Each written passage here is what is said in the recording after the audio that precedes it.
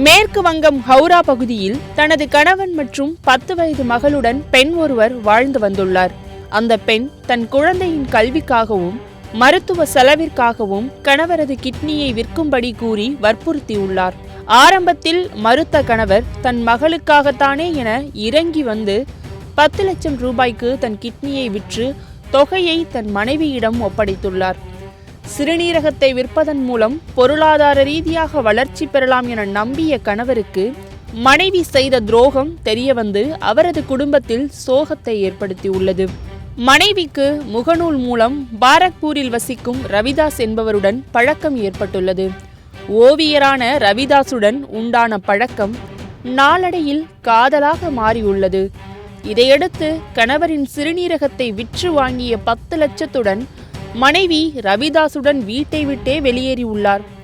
இதுகுறித்து காவல் நிலையத்தில் கணவர் புகார் தெரிவித்துள்ளார். விசாரணையில் மனைவி பாராக்பூரில் ரவிதாசுடன் சேர்ந்து வாழ தொடங்கியது தெரிய வந்துள்ளது. தகவலறிந்து கணவர் குடும்பத்தோடு 10 வயது மகளையும் அழைத்து கொண்டு அந்த தம்பதியின் வீட்டிற்கு சென்றுள்ளனர். நீண்ட நேரமாகியும் கதவை திறக்காமல் இருந்திருக்கிறார். நெடுநேர காத்திருப்புக்கு பிறகு லேசாக கதவை திறந்த பெண், நீங்கள் செய்ய வேண்டியதை செய்யுங்கள், நான் விவாகரத்து கடிதம் அனுப்புகிறேன் என்று கூறி கதவை சாத்தியுள்ளார். கணவன், மாமனார், மாமியார், 10 வயது மகள் என எல்லோரும் எவ்வளவோ வேண்டுகோள் வைத்தும் மனைவி வெளியே வராதது குடும்பத்தினரிடையே பரபரப்பை ஏற்படுத்தியுள்ளது.